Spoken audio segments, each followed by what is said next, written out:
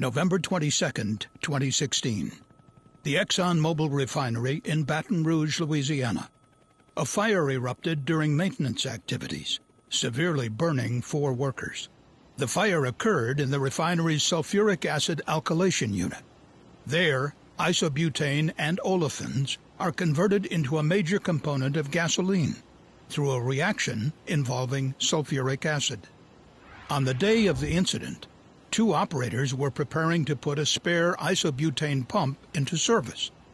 To do so, the operators needed to open the pump's inlet plug valve. That plug valve was operated manually. A hand wheel and a piece of equipment called a gearbox were connected to the valve by a support bracket. The gearbox uses gears to make it easier to turn the valve stem into the open or closed position. The operators turned the hand wheel on the spare pump's inlet plug valve, but the gearbox was not working properly, and the valve would not open.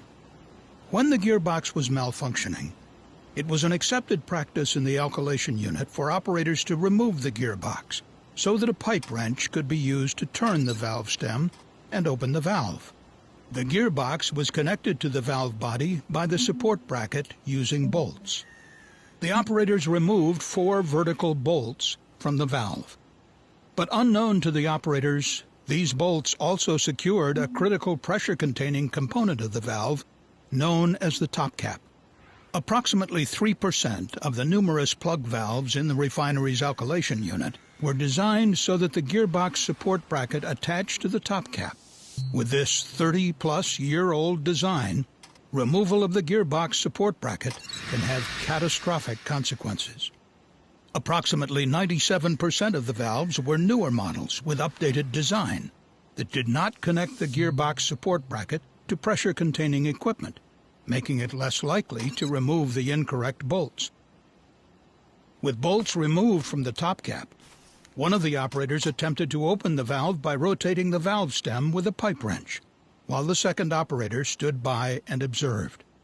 The valve immediately failed and came apart. Pressurized isobutane escaped from the valve, forming a flammable white vapor cloud. The 2 operators warned others in the area and directed them to evacuate. Approximately 2,000 pounds of isobutane released to the atmosphere. The vapor cloud likely found an energized welding machine roughly 70 feet away from the initial release and ignited.